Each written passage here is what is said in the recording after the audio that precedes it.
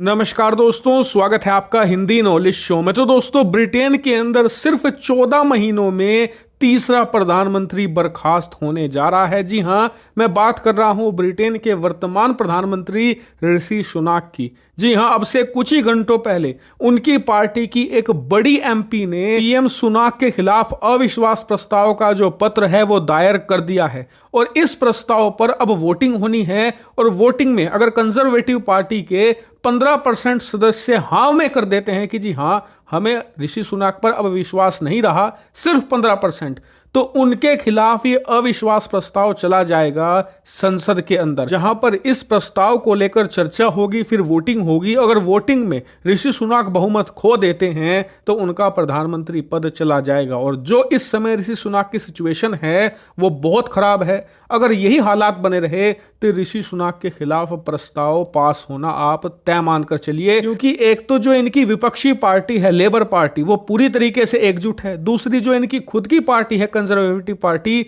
उसमें फूट पड़ चुकी है। और इसका कारण कोई और नहीं है, दरअसल जो उनकी पार्टी में फूट पड़ी है और उनकी लोकप्रियता गिरी है, इन दोनों के कारण खुद ऋषि सुनाक ही हैं। दरअसल पिछले 48 घंटों में इन्होंने ऐसे फैसले लिए हैं जो इनके लिए आत्मघाती साबित हो रहे हैं। सबसे पहले ये कि इन्होंने सुएला ब्रेवरमैन, जो कि एक भारत विरोधी लेकिन भारतीय मूल की ब्रिटिश सांसद थी और ब्रिटेन की इंटीरियर मिनिस्टर यानी कि ब्रिटेन की गृह मंत्री थी, उन्हें अचानक से बर्खास्त कर दिया। अब यह सुनकर आपको अच्छा लग सकता है क्योंकि आप भारतीय हो, लेकिन आपको यह कतई नहीं भूलना चाहिए कि सुएला ब्रेवरमैन की ब्रिटिश पॉलिटिक्स में क्या हैसियत है। दरअसल सुएला ब्रेवरमैन एक बहुत ही खास धड़े का प्रतिनिधित्व करती है और वो धड़ा है ब्रिटेन का कट्टरवादी धड़ा, यानी कि अल्ट्रा कंजर्वेटिव लोग, जिनका मानना है कि ब्रिटिश राज दोबारा लौटना चाहिए और जो ब्रिटिश लोग हैं वही दुनिया में बेस्ट है, हमारी रेस सबसे अलग है, हम ही ने दुनिया को सब कुछ दिया है।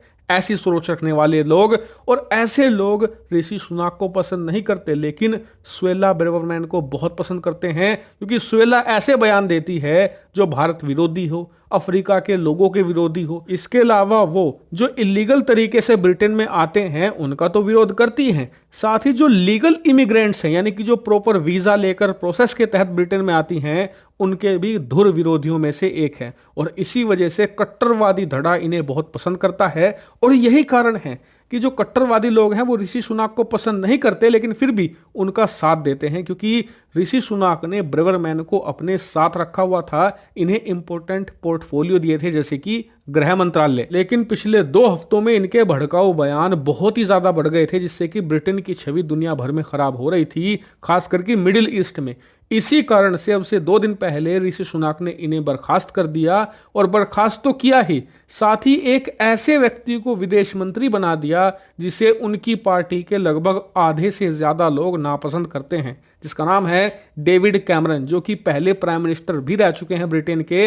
वो अब विदेश मंत्री बना दिए गए हैं और यही वजह है कि उनकी पार्टी के बहुत सारे लोग इस बात से तो खफा है ही कि सुएला ब्रेवरमैन को हटा दिया गया है, साथ ही उनका क्रोध इसलिए और ज्यादा बढ़ गया है कि उनकी जगह एक ऐसे व्यक्ति को लाया गया है जो कि ना सिर्फ पार्टी में अति अलोकप्रिय हैं बल्कि इनके खिलाफ भ्रष्टाचार के भी कई मुकदमे चल रहे हैं।